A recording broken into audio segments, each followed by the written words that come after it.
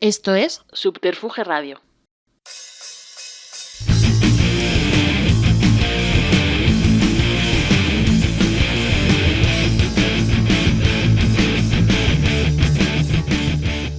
Bienvenidos y bienvenidas a una nueva y más que especial entrega de Simpatía por la Industria Musical.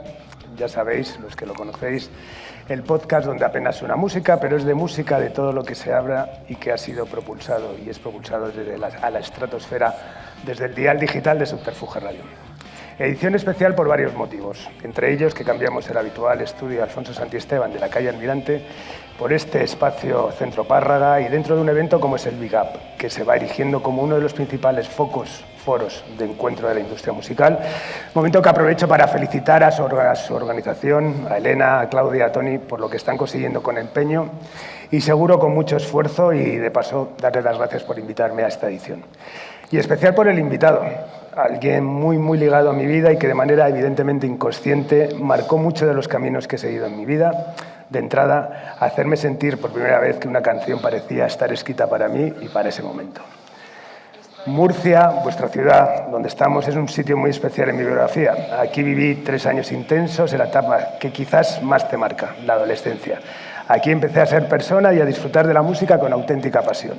Aquí decidí que lo mío era el camino inverso a la mayoría y así lo viví junto a gente inolvidable y un montón de amigos como mi amiga Alicia Morales, que ha tenido a bien venir a verme y a la que debisteis haber hecho alcalde hace unos años, porque así nos van las cosas. Y aquí descubrí esa canción que es himno de vida, de juventud nihilista y enseñadora, que es Cazadora de Cuero, y el grupo que la firma, Farmacia Guardia, en el que militaba de manera activa nuestro invitado de hoy. De los escenarios a la redacción de los periódicos y revistas o a las aulas para transmitir sabiduría, siempre con la música como trasfondo y la actitud inquebrantable como bandera. Un placer, pues, recibir hoy en esta nueva entrega de Simpatía por la Industria Musical, dentro del marco del Big Up, a la palabra y al testimonio de Jan Albarracín. Bienvenido, Jan. Muchas gracias, Carlos. Ya sabes que para mí es siempre un placer estar contigo y muy especialmente en este programa Simpatía por la Industria Musical. Y si cabe aún más, como tú has apuntado, dentro de las actividades del Big Up, que cada año se supera, ¿no? Y es muy de agradecer aquí en la región de Murcia. Totalmente, muy a pesar, hablamos también fuera un poco de micro de las dificultades que es muchas veces trabajar con las instituciones, y aún así, bueno, Claudia, Tony y Elena están, yo creo que haciendo un trabajo increíble, por lo cual admirable y aplaudible. Así que nada, muchísimas gracias. No tuve ninguna duda cuando se me invitó a hacer este episodio de Simpatía por la Industria Musical aquí, le dije a Claudia claramente que mi invitado tenías que ser tú por todo lo que implica, ¿no? Al final, sí. Este podcast ya sabes que no deja de ser una excusa pues para poder estar cerca de la gente a la que admiro, así que... Sí, yo le dije que sí inmediatamente. Totalmente, no hubo que convencerte mucho, así que nada. Aparte, bueno, ya sabes que esto es la cuadratura del círculo bestial de mi vida, ya te digo, estar aquí en esta ciudad es muy especial para mí, de repente hoy en el tren he coincidido con Servando y con Marta Cervera, los fundadores de Dro, lo cual ya de repente ha sido un momento mágico, porque quizás tú como músico y ellos con toda la aventura que empezaron con Dro, creo que son 2 frentes en mi vida absolutamente bestiales. Y si encima hablamos, ¿no?, de que pasé aquí mi adolescencia, que es esa época la que te marca como persona, pues bueno, ha sido absolutamente emocionante, ¿no? Se cierra el círculo, ¿no? Con la presencia de Servando y de Marta. Totalmente. Que estarán mañana aquí. Están mañana con Laura Piñeiro, que ha escrito un libro estupendo sobre la historia de Dro, pero estoy seguro que Marta y Servando encima darán todavía más datos, así que yo no me puedo quedar, pero bueno, lo intentaré ver en streaming porque seguro que es interesante. Hablarán de muchas cosas, de mucha vida, de algún muerto real y real, pero bueno, hablarán de todo. Bueno, hablaba de Murcia, estamos en Murcia, así que de entrada supongo que estarás orgulloso, ¿no?, de todo lo que está pasando durante todos estos años, ¿no? O sea, al final creo que ha sido un puntal clave desde tu puesto de periodista musical en apoyar esa escena, ¿no? Sí. Sí, además lo que está pasando en Murcia es consecuencia de, o sea, no es que de pronto ha surgido una escena porque han salido 4 grupos talentosos y tal, ¿no? Sino es una consecuencia, te diría, de los últimos 20 años o algo así, ¿no? Y tiene pues varias facetas influyentes, ¿no? Por un lado, los medios de comunicación, o sea, realmente la prensa en Murcia, tanto Ángel Sopena desde Música de Contrabando y La Opinión, como yo mismo desde La Verdad, La Llama Evasión en televisión, murciarock.com en digital, hemos estado apoyando mucho la escena murciana, pero además la hemos estado apoyando desde un punto de vista crítico. Eso no era aquello de, bueno, joder, son de Murcia, voy a decir que son buenos. No. Voy a decir que eres bueno si realmente eres bueno, y además voy a explicar por qué. Entonces se ha ido generando, por parte de la prensa, una sensación de, si destacas en Murcia, es que eres bueno, ¿no? Esto ha ido pasando. Por otro lado, las salas de conciertos, que han sido absolutamente valientes, y de hacer conciertos en salas en los que de pronto te traían un grupo, joder, recuerdo a Dead Cat for Cutie, en el garaje de la tía María, en un escenario, en un local prácticamente sin escenario, 80 personas, ¿no? Cuando en ese momento era un grupo indie rock relevante, ¿no? En Estados Unidos y tal. Y han seguido programando, han seguido mejorando. Hoy en día tenemos como media docena, en realidad más, de salas que programan habitualmente, programan buenos grupos, te interesa más, te interesa menos. Entonces, también en parte algo de programación pública en cuanto a festivales. La Mar de Música en Cartagena ha estado muy bien, siempre traía cosas interesantes. Incluso el Festival de Jazz de Cartagena siempre traía un par de cosas que no eran jazz, muy chulas. Entonces, ha llegado un momento en que el plantearse qué vas a hacer este fin de semana, vas a ir a ver a... has sacado entradas para... Es un habitual. O sea, mucha gente no lo hace, bueno, se van a bailar reggaetón y tal, pero hay mucha gente que sí se plantea el fin de semana como, vas a ir a ver a Los Cigarros, que vienen a tal, o vas a ir a ver a Crudo Pimento, tal. Entonces, claro, todo esto al final ha ido generando un germen de una ciudad musical, ¿no? Y los grupos, bueno, el talento, por supuesto, de los grupos y las canciones. Pero bueno, es muy humilde por tu parte, porque al final, bueno, hablabas de Ángel Sopena, por supuesto, hablamos el otro día cuando estábamos preparando esto, de que me acababa de leer el libro de Paco Martín, de La Mar de Música, sí. Un tío importantísimo también, que yo tampoco lo tenía muy controlado, pero me parece alucinante todo lo que hice, ¿no? Lo que hizo, ¿no? Hablabas de esas actividades paralelas en el Festival de Jazz, que no eran solamente jazz, o sea, que también fue un primer puntal, que al final, bueno, entre cuatro habéis eso, por supuesto, creo que también acciones, pues como el Festival SOS en su momento, pues activó un poco la historia. Claro. Si vemos todo esto, claro, y te echas para atrás, lejos quedan esos tiempos primigenios de Acequia y de luego bandas, bueno, pues como la tuya, como Unidad Psiquiátrica, como Los Hurones, ¿no? ¿Cuánto tiempo ha pasado y cómo era esa escena de pequeñita, ¿no? Y al final de local, ¿no? Éramos unos valientes. Unos valientes no, es que no había otro camino. O sea, para mí no había otro, ¿no? Yo veía el mundo... o sea, toda aquella movida que surgió, sobre todo en Madrid, ¿no? Pero también en otros sitios, en Barcelona, en tal y cual, en Murcia, realmente, o sea, me parece que era un buen momento para reivindicarnos. Se la reivindicó, luego se dijo que era frívola y tal. Realmente los grupos de la nueva ola lo que aportamos fue vida y color a un país feo, sucio, facha, machista. Era así, o sea, realmente era así. Entonces, claro, y muy jerarquizado, ¿no? Es que don Manuel ha dicho que tal. Bueno, don Manuel ha dicho que tal, pero yo le puedo rebatir su opinión, ¿no? No se podía demasiado, ¿no? Hacer eso. Entonces, claro, ¿cuál era la otra opción? Refugiarte en la música. Aquí estaba don Manuel y aquí estaba Lou Reed, tío. Claro. O sea, no había color, ¿no? De dónde... Pero sí, aquí en Murcia, bueno, fue surgiendo. Nosotros fuimos un poco pioneros, salimos además en plan muy Sex Pistols, ¿no? De decir, todo lo que hay aquí es basura, tal, nos metimos con todo el mundo, entonces... Pero vamos, recuerdo, en un concierto en Lorca, creo que fue el segundo o el tercer concierto que hicimos, al día siguiente, en un periódico que se llamaba Diario de Murcia, nos dedicaron una página o una doble completa diciendo Farmacia de Guardia es un grupo violento, llevan cadenas, llevan tal, el público se pelea entre ellos, tal, ¿no? O sea, realmente era pero es que no había otro sitio a donde ir. O sea, no íbamos a dar un paso atrás, ¿no? La sociedad estaba todavía un poco dividida, quedaba mucho facherío y tal, pero la gente joven, bueno, era como... Fue un boom, ¿no? No nos vais a parar. Sí, pero una escena muy reducida también. Al final erais cuatro grupos. Me acuerdo, el tipo estaba aquí, estabais eso, vosotros tres más. Luego estaba la parte heavy. Siempre había cuatro grupos como de pop, de punk y luego como los heavies, ¿no? Y ese momento, ¿no? Ese Murcia joven que bueno, tuve oportunidad de vivir. Además, yo creo que el que ganasteis y que durante 3 años el cartel era el mismo. O sea, que realmente es que había 4 grupos, no había demasiada variedad, ¿no? Sí, no había gran cosa. Estaba lo que tú has dicho prácticamente, ¿no? Farmacia de Guardia, Unidad Psiquiátrica, Los Hurones, Los Ensayos, Asesinos a Sueldo y poco más, ¿no? Y y por el otro lado estaban... Nosotros nos habíamos encargado un poco de fomentar esa pelea, ¿no? Sí. Es decir, Acequia, Ítaca, tal, los grupos más progresivos y más tal, son una basura, es una tortura ir a sus conciertos y tal, ¿no? Entonces se generaron como dos bandos. El primer concierto que hicimos, teloneando a Nacha Pop, tocaba Acequia y Farmacia de Guardia. Y ahí... Hostia, hubo casi bronca, ¿no? Porque era, ¿de qué lado estás, tío? O sea, estamos en 1980 y tienes que tomar partido. ¿Te quedas con los rancios o te vienes con nosotros? Era un poco esa onda, ¿no? Y luego, bueno, por el momento social. Luego llegasteis a ganar Exaequo, ¿no? El Murcia Joven, ganasteis a Acequia y vosotros, ¿no? Sí, lo ganamos los dos, ¿no? Y ahora somos amigos. Ya me imagino, sí, ya me imagino, ¿no? Pero bueno recuerdo.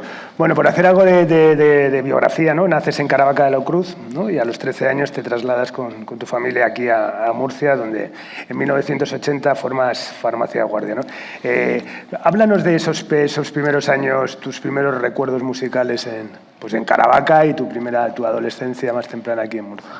Sí, en Caravaca realmente, bueno, mi padre era de Murcia y entonces veníamos con frecuencia, pero ya en el 73 nos instalamos aquí.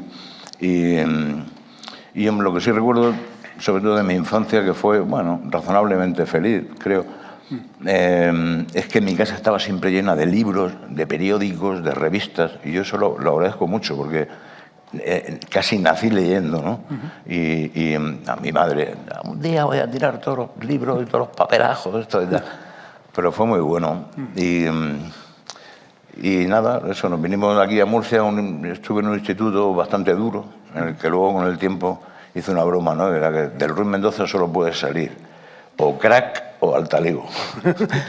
Entonces, bueno, yo no creo que haya llegado a ninguno de los dos sitios, ¿no? Pero... ¿Y cuáles fueron tus primeros referentes, no sé, pues a nivel radiofónico, esos primeros programas de radio que escuchas, esos primeros discos? Yo recuerdo estar en casa intentando sintonizar Radio Luxemburgo, porque ponían música de guitarras eléctricas, ¿no?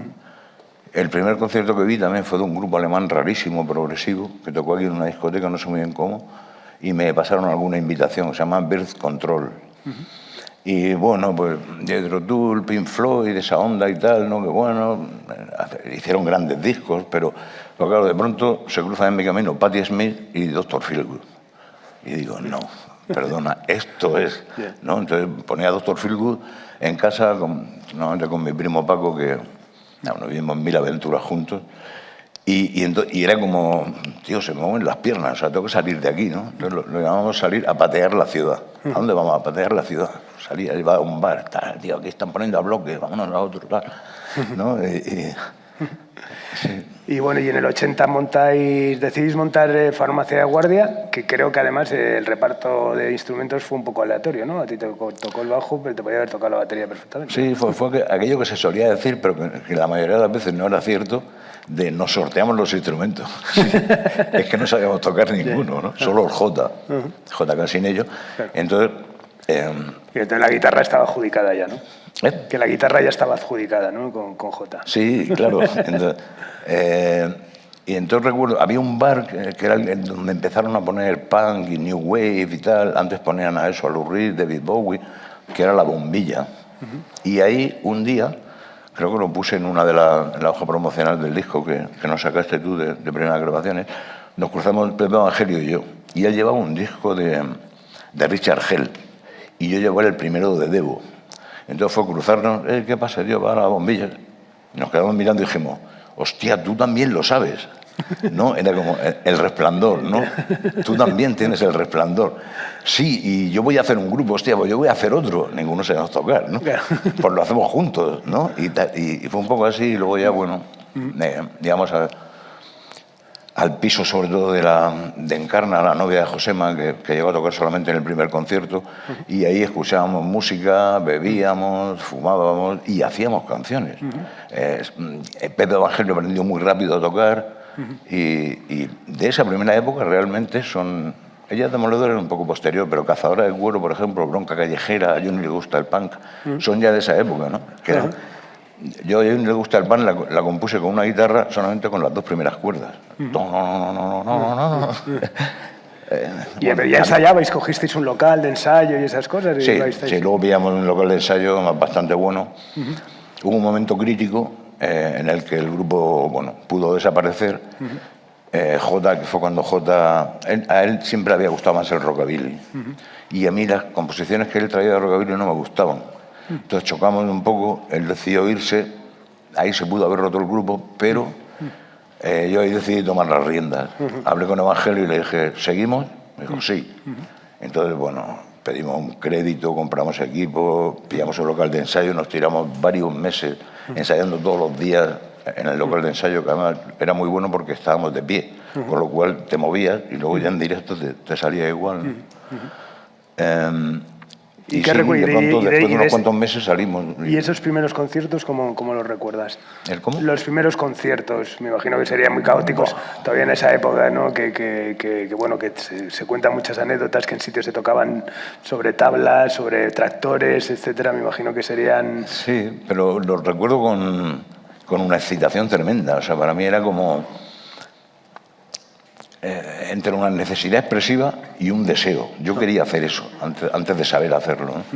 Y entonces los conciertos eran tremendos. O sea, salíamos, hola, somos Farmacia de Guardia, vamos a empezar a saltar, pegar saltos, tocábamos las más agresivas, las primeras, y era una sensación de casi irrepetible, ¿no? Y ahora muchos grupos que empiezan, te mandan, o solistas, ¿no? Te mandan 3 canciones y te preguntan, ¿crees que esto lo puede petar?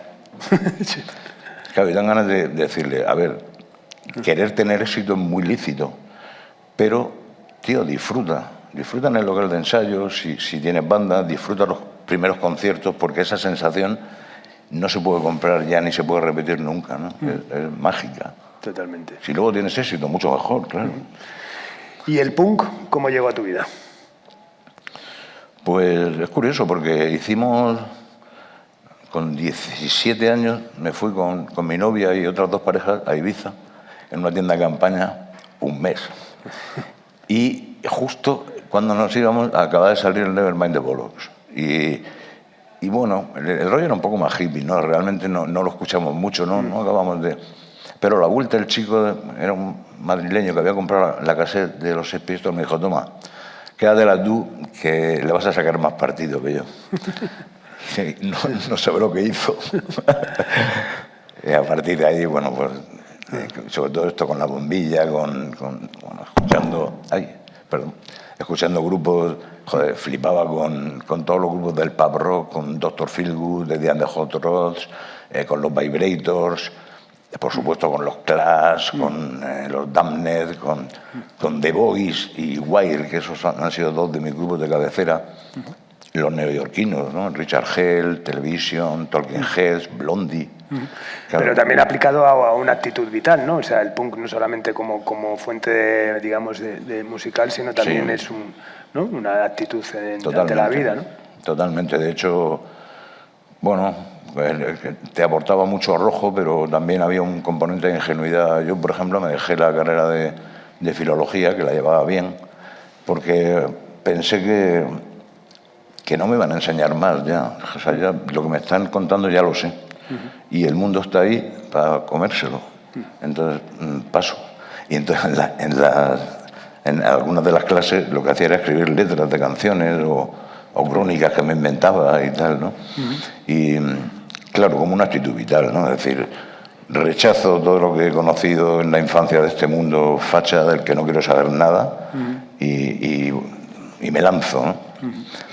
Hay un componente de ingenuidad, realmente. A mí me ha salido bien, ¿vale? Pero si lo hiciera mi hija, no sé.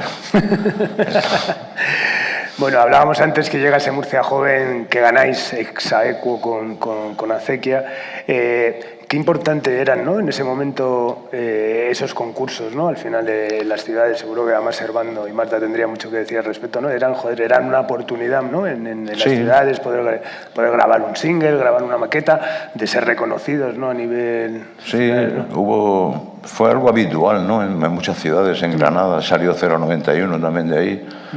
Y nosotros, en la primera edición que nos presentamos, nos sirvió para grabar el single de Cazadora de Cuero, Bronca Callejera, pero luego una segunda edición que, ahí el jurado un poco extraño y tal, pero en el jurado tuvimos la suerte que estaba precisamente Servando Carballar. Y entonces, al acabar de tocar, de pronto llega alguien por detrás y me dice, oye, tío, me ha encantado y tal, tendrás noticias mías. Ah, vale, guay. Y de pronto me doy la vuelta y digo, hostia, es Servando Carballal. Esa fue como la bomba, ¿no? Al principio me se pone un pesado, ¿no? Y era Servando, y efectivamente, a las 2 semanas nos pusimos en contacto, firmamos con Dro, que era el sello con el que todos queríamos firmar. Totalmente. Y es verdad que entre medio, bueno, pues tuvo la maldita Mili, que a tantos grupos fastidió, ¿no? Pero bueno, al final más vale tarde que nunca. Sí, había 2 factores. Estaba el tema de los concursos de las ciudades y luego el tema de la Mili, ¿no? Que se cargaba muchas carreras de mucha gente, ¿no? Y que en tu caso también te mandan a Canarias, ¿no? Un año al servicio militar, ¿no? ¿Cómo? Que era un componente que a muchos grupos partió, ¿no? El tema de tenerse que ir un año fuera de su ciudad, ¿no?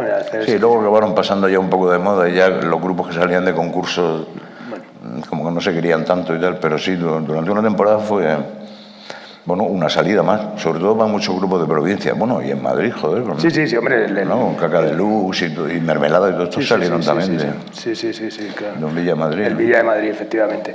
Bueno, hemos llegado al momento de Dro, te ficha Servando y bueno, con él grabáis dos álbumes, Farmacia de Guardia y Veneno Rojo. ¿Cómo fue el proceso? Servando os llama, pero ¿qué hacéis? ¿Vais a Madrid a hablar con él? Claro, estamos hablando de la prehistoria, del Paleolítico Superior, no había internet, no había mails, no había nada. ¿Cómo fue el proceso? Sí, bueno, fue Esto es a lo que vengo yo a interrogarte de estas cosas, ¿no? Quiero saberlo. Lo recuerdo como todo muy fluido y con muy buen rollo. Nos puso una fecha, el grupo además estaba muy ensayado en esa época. Y bueno, fuimos a Madrid en Dublimatic con un ingeniero muy bueno, con James Woods y Servando produciendo. Y hicimos un mini álbum, yo creo que muy chulo, muy valioso y tal, en poco tiempo y tal, ¿no? Y bueno, la verdad es que salimos todos muy contentos. De ahí salió el single de Ella es Demoledora que entró en la SER, o sea, en los 40, en Disco Rojo. Bueno, fue nuestro momento un poco de más comercialmente mejor, ¿no? Y bueno. Bueno, que aparte, bueno, tuvisteis un par de temporadas buenas, ¿no? De tocar mucho y de... Sí. El año 86, el 87, incluso el 88, la verdad es que fueron... Bueno, lo que pasa es que dinero que entra fácil sale fácil, ¿no? Yo no sé, igual había temporadas que estaba va a una copa, invitaba a los amigos tal, y 2 meses después no tenía para pagar el alquiler, ¿no? Era todo un poco así de tal, pero estoy muy contento. O sea, mis recuerdos de esa primera grabación fueron muy buenos, ¿no? De todo el rato estar riéndonos, pasándolo muy bien, todo muy positivo, muy buen rollo conservando. Con Marta metió un piano cojonudo en Sonríe el Diablo. Ulises Montero yo compuse una canción dejándole un hueco ya a Ulises, pensando en que me diera el saxo, ¿no? Y se lo dije, la he compuesto y te dejas todo este hueco pensando en ti. Y dijo, ¿me dejáis que pruebe con la armónica? Hostia, me dio una armónica brutal. Entonces, todo lo que rodea el primer disco y demás, para mí es un momento feliz. ¿Y os relacionasteis con grupos de la época de allí de Madrid? Porque hay ese famoso concierto que llegó a estar anunciado en Rocola, pero que nunca se hizo, ¿no? Sí, nunca se hizo. Y a la semana siguiente yo me fui a la Mili, eso fue en el 83. Y encima no fue ni siquiera por tema musical, sino por tema de chicas y de, bueno, movida. Pero sí que nos relacionamos con grupos, no demasiado, quizá. Yo me lo echo en cara un poco, porque en alguna ocasión que además íbamos a Madrid a alguna historia a tocar o a hacer radio o tal, Servando siempre nos decía, ¿te quieres quedar un par de días? Y no me solía quedar, y el resto del grupo tampoco. Nos relacionábamos más sobre todo porque coincidíamos en los escenarios, ¿no? Mucho con 091, con Ilegales, y bueno, hacía buena relación, pero me faltó un poco de mano izquierda, o sea, de haber sabido relacionarme mejor, ¿no? Total. Seguramente. Bueno, eso es la vida que te lleva por donde quieres. Sí. ¿Y por qué se acaba esa etapa de Farmacia de Guardia? ¿Por qué decidís que se acaba? El tiempo se nos echó encima. Servando se fue él se fue a la fábrica magnética y Charlie pasó a ser el AR de Dro, empezó a pedirnos canciones y nosotros nos habíamos tirado todo ese verano de fiesta. Entonces, claro, de pronto llega octubre y le dice, quiero que grabéis en 1 mes y medio. Hostia, no teníamos canciones. y aparte yo quería endurecer un poco el sonido, que al final fue un error. Entramos en una serie de circunstancias, entramos en un estudio que además no sonaba. O sea, los discos que se grabaron en ese estudio al principio no sonaban. La coartada, tal, no. Entre eso, que las canciones estaban compuestas en un mes apenas para conseguir el EP, el mal sonido, mal rollo también en producción. Bueno, estaba ñete, pero no sé. Y entre nosotros también, ¿no? Claro. Había un desgaste personal, entonces yo quería ir por un lado y veía al resto del grupo como un poco ingenuo o algo así. Y no hicimos un buen disco. Entonces, bueno, ese verano funcionamos bien, pero eso fue el principio de la decepción, ¿no? O sea, para mí la música, que había sido algo que me había motivado tanto, que era mi vida, de pronto me di cuenta de que estábamos tocando en Huesca y no me lo pasaba bien. Era un poco como, sí, sabemos que sonamos y que esto funciona, pero... Y bueno, poco a poco me fui alejando y prácticamente me dejé del grupo. Yo en todos los grupos que he estado, la ruptura, el culpable he sido yo. Que estamos hablando de La Guardia Roja, bueno, no, de Arma Joven, ¿no? Realmente, ¿no? Que es tu segundo proyecto importante. Sí, con La Guardia Roja, sí, pero bueno, esto fue ahí grabé el disco también del Murcia Joven. Pero fue bueno porque no tenían bajista, había estado el Catalán antes, pero se habían peleado y tal. Y bueno, Juan Antonio Ros me dijo si quería tocar con ellos el bajo, y era chulo porque hacían un rollo muy Cure, más oscuro, y entonces, bueno, te permitía otro registro, ¿no? Y sobre todo el no ser frontman, ¿no? Que a mí es lo que más me cansaba realmente. O sea, me lo pasaba pipa, pero acababa agotado, ¿no?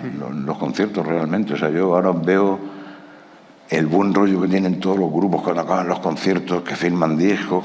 Yo era como que se esperen 10 minutos, un cuarto de hora, tío. Que me relaje, ¿no? Que estoy medio afónico, que estoy... Y con los Dementes, por ejemplo, cuando estuve tocando, igual me lo pasaba pipa, porque no era el frontman. Las canciones eran de Cuco, entonces era un power trio de punk, me ponía el bajo por las rodillas, bueno. Y claro, comparado con Farmacia de Guardia, que sí asumía una responsabilidad mayor, pues... Era muy agradable. Bueno, también has sido pionero en Murcia en lo que es la producción musical, ¿no? Hiciste esos discos de Overdrive, de Anonymous o de Abuela Dinamita. ¿Te sentías a gusto con el papel de productor? ¿Estás especialmente orgulloso de esa etapa? No, no especialmente, no. No, porque siempre salía... Pues te diré que el de Anonymous está muy bien. ¿Eh? El de Anonymous está muy bien. Ese disco me gusta, está bien. Sí, yo creo que aporté cosas, sobre todo el de Anonymous y los Biscooters, pero claro, yo no era técnico de sonido, entonces siempre salía insatisfecho. O sea, yo creo que la producción artística al final es como el salto de altura, ¿no? Gana el que acaba derribando, incluso siendo el ganador, ¿no? Entonces nunca salía del todo satisfecho. Luego lo escuché y decía, joder, es que aquí, es que esto, tal... Y claro, yo no tenía conocimientos de sonido, me entendía con el técnico, pero siempre salí insatisfecho. Entonces, bueno, empecé a ponerme un caché alto. Dije, joder, 100.000 pelas, el que quiera que le produzca. Ahí me llamaban y tal, pero hacía la producción y luego salía insatisfecho totalmente. Entonces, y de un momento dije, no produzco más ya. No, bueno, no es lo mío. No. Acabas como de tu etapa de música, de músico, acabas tu etapa de productor y te vas al lado oscuro, ¿no? Montas una agencia de contratación que se llama Rockway, y bueno, con la intención de llevar sobre todo a bandas locales, ¿no?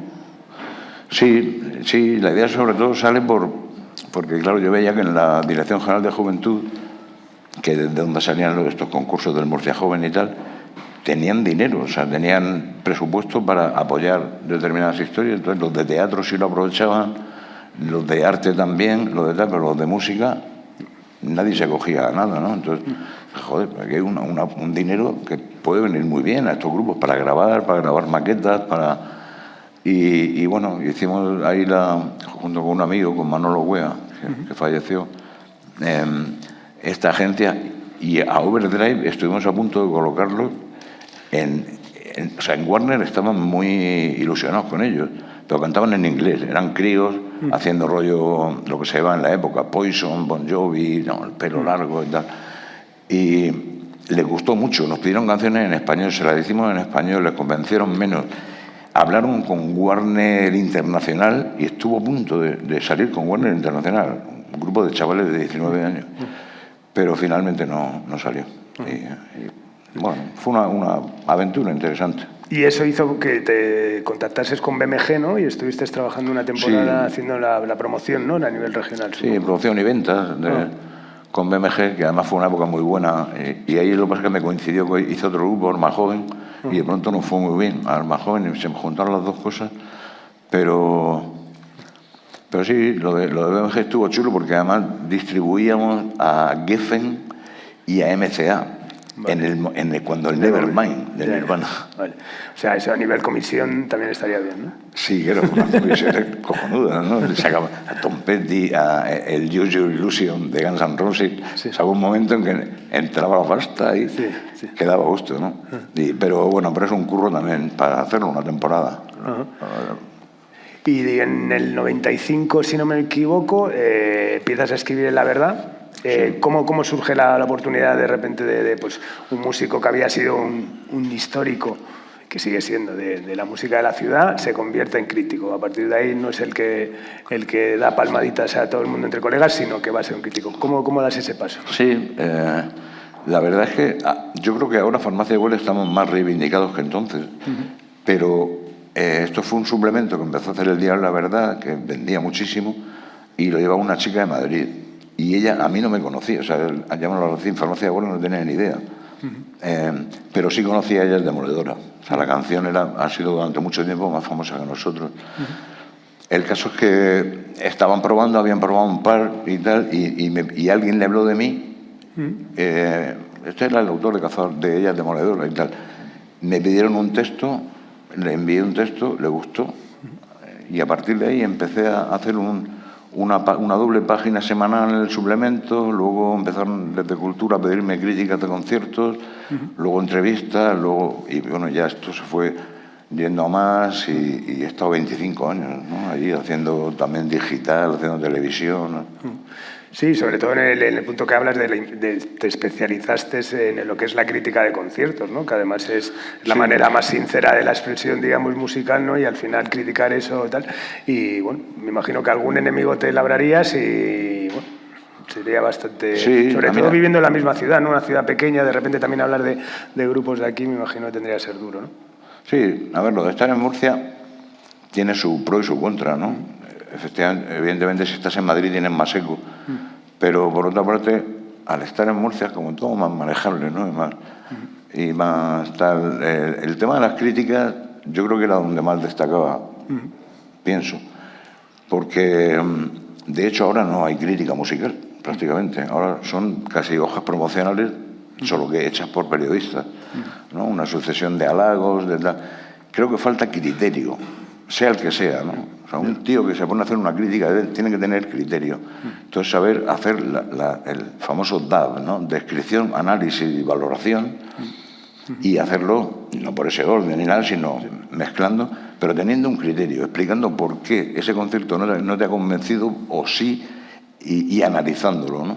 Entonces, para mí era un ejercicio muy, muy chulo y creo que me quedaba bastante bien. Ahora lo que veo es otra cosa, Hombre, cuando acaba la prescripción, ¿no? Al final no dejabais de ser gurús que bendecíais cosas, lo digo desde el plano más honesto, o sea, decir esto es bueno, a mí me ayudaba, siempre me ayudó muchísimo, ¿no? Que mucha gente que para mí era importante, tal. Yo creo que cuando acaba la prescripción es cuando acaba tal, o sea, es cuando ¿no? Cuando realmente ves que es eso, pues al final la prensa pasa lo que pasa, que bueno, pues ahora es lo que dices tú, se dedican a copiar en muchos casos hojas promocionales y aportar poco más, ¿no? Sí, lo que pasa es que eso hay que saber distinguir, ¿no? O sea, una cosa es un prescriptor, te va a hablar de las cosas que a él le parecen bien y te las va a explicar lo mejor posible y tal, ¿no? Pero si haces crítica, y más en mi caso, que estaba ceñida a la región de Murcia,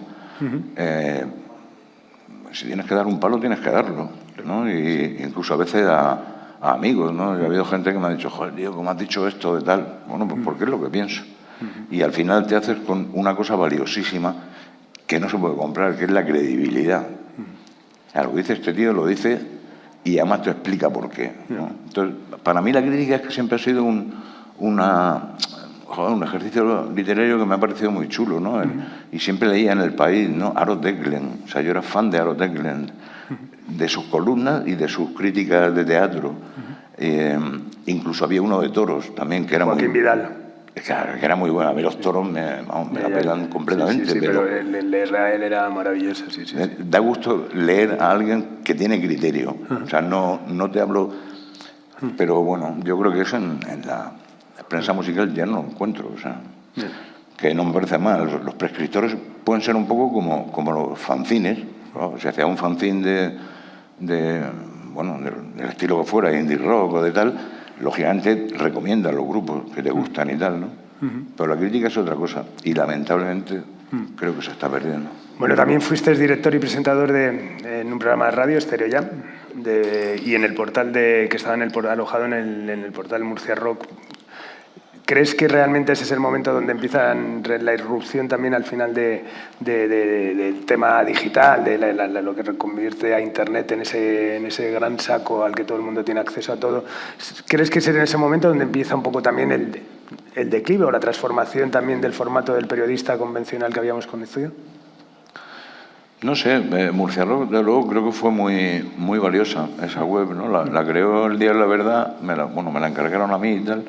Y fue muy chula porque era un poco como escribir en prensa, pero ya se quedaba ahí, ¿no? Y luego aparte hicimos una serie de secciones, hicimos una fonoteca, solamente de grupos murcianos, en la que podías escuchar una canción de un grupo, dependiendo que te habían dado permiso o no, porque esto era antes de MySpace. O sea, el paleolítico inferior, vamos.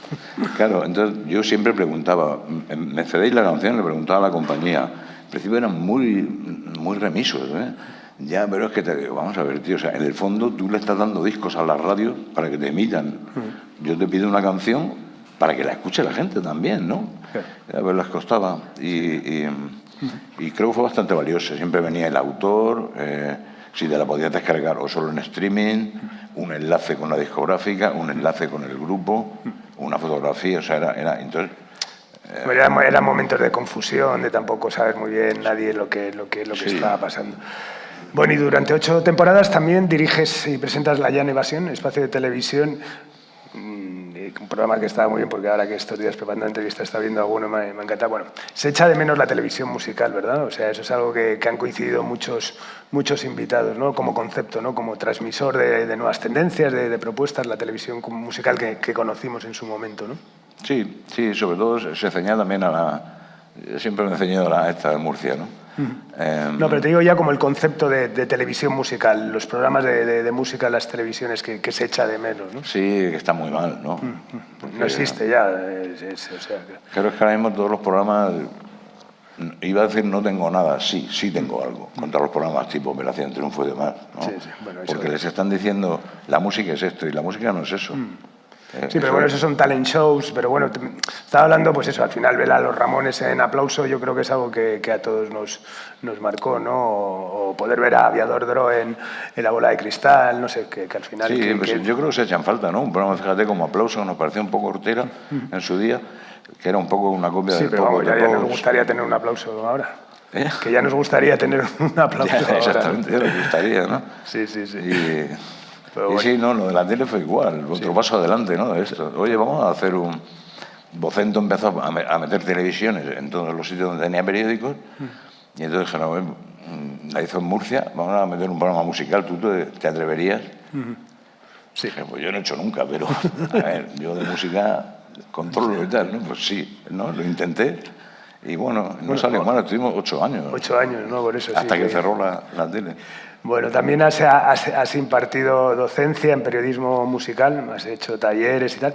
¿Te interesa como tal? O sea, ¿te interesa el tema de los talleres de periodismo? ¿O eres de los que, ya sabes que ahora hay un boom de los másters en music business, en business music, en el tal, en mil historias de estas?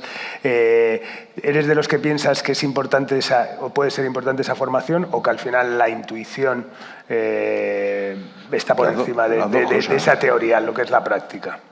Las dos cosas, ¿no? La intuición es fundamental, seguir la intuición que uno tiene y seguir su propia personalidad y tal. Pero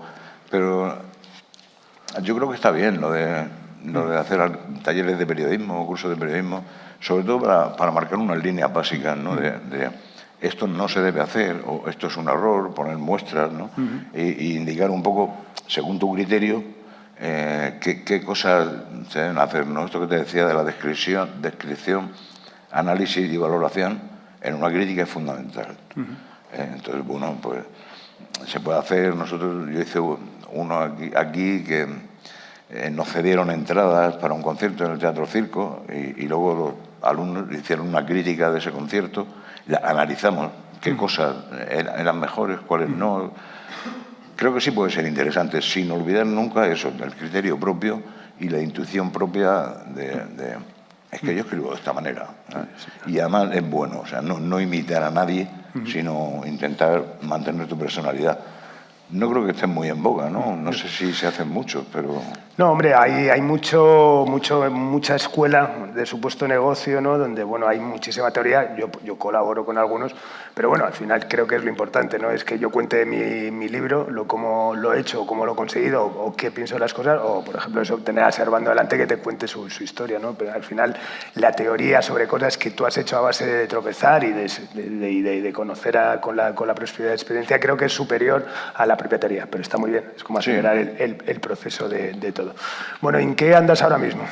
Ya sé que estás retirado, tranquilito, cuidándote, que es lo importante. Sí, pues me dedico Te he intentado liar alguna vez para que vuelvas a hacer algo con Farmacia de Guardia, cada vez que redito alguna cosa. No has querido, lo digo públicamente. ¿En qué andas? Con Farmacia no. No digo en general, ¿qué andas en tu vida? ¿Estás haciendo algo? ¿Estás preparando algo? ¿Ese libro sobre la escena murciana que todo el mundo agradecería? No, ¿sabes qué pasa? Que cuando me jubilé, que fue en 2021, sí, de pronto era como todo el mundo me decía, bueno, ahora el libro, ¿no? Ahora el libro, ¿cuándo vas a escribir? A ver, déjame tranquilo, tío. O sea, escribir el libro si me apetece, cuando me apetezca o no. Entonces, ahora lo que me dedico, sí escribo cosas en casa, sí estoy preparando algo, pero no me apetece hacer una enciclopedia de la música en Murcia y tal, ¿no?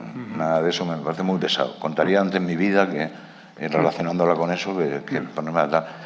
Escribo relatos cortos y lo que hago mucho es ir a conciertos, ir al teatro, ir al cine, ir a la playa, leer, estoy devorando libros, salir con unos amigos a la playa, que está aquí un paso a comernos un arroz caldero, levantarme a las 11. Bueno. Es verdad que un poco me lo merezco, ¿no? Como decía Michel, ¿no? Cuando el Mundial. Bueno, te contradigo un poco porque está muy bien todo lo que ahora mismo, todo lo que es desde los 2000 está muy catalogado, pero bueno, creo que de repente poder recrear y sobre todo dejar un testimonio de todo lo que pasó cuando tú arrancaste, pues sería buenísimo, pero yo no te quiero liar con esto. Nada, vamos a ir terminando. Una pregunta que siempre hago en Simpatía por la Industria Musical es ¿quiénes han sido tus referentes en el mundo de la industria desde el punto de vista discográfico, musical, periodístico? Pues periodístico, seguramente, por ejemplo, Aro Teclin. Musical, las primeras discográficas, pero sobre todo Dro. Y todos los grupos estos que te he comentado antes, del punk y de la New Wave. Posteriormente, Subterfuge, ¿no? Que fuiste tan amable de sacar las primeras grabaciones. Yo no tenía intención, ¿no? Siempre, de hecho, a veces leo historias de Farmacia de Guardia y digo, esto es mentira, o sea, están equivocadas, pero no las corriges. O sea, está bien que haya un poco de confusión, pero vamos, en tu caso era, o sea, toma lo que quieras y si quieres te grabo un disco entero, ¿no? O sea, y bueno, pues esos han sido un poco mis referentes. Musicalmente, en Murcia es que no había nada, había cantautores antes que nosotros. Entonces, bueno, yo creo que está bien con Dro, el punk y la New Wave, Subterfuge. Qué guay. Pues nada, que digas eso me emociona, que me incluyas en todo ese pack, porque bueno, para mí ha sido un auténtico honor. La primera vez que te llamé para decirte que quería sacar esa maqueta de esas primeras canciones, que por supuesto estaba nerviosísimo, que te contaba cómo te iba a espiar al Tatos ahí en el bar este que iba con mi amigo Pablito y tal, y nos escondíamos en una esquina para veros porque nos dabais miedo, claro. Era lo que teníais que dar. Yo soy mayor. Claro, pero era momentos súper emotivos y por eso hablaba, ¿no? Que al final Cazadora de Cuero es un momento muy especial de mi vida y bueno, una canción que te lo he dicho 1000 veces, que gracias a ella pues tomé un rumbo de la vida distinto. Así que nada, que un auténtico placer. Muchísimas gracias por estar aquí, muchísimas gracias a Servando, a Marta, que se hacen especialmente emotivo, a César Marín, que también tiene mucho que aportar a todo lo que ha dicho, a mi amiga Alicia Morales, un auténtico placer. Y nada, despedimos esta nueva edición de Simpatía por la Industria Musical en un marco tan atractivo y estimulante como es el Big Up, este acto valiente que es hacer un foro alrededor de la industria musical que siempre necesita estos puntos de encuentro. Normalmente nos despedimos con una canción, pero creo que hoy lo que se merece es un aplauso gigantesco a esta persona. Muchas gracias.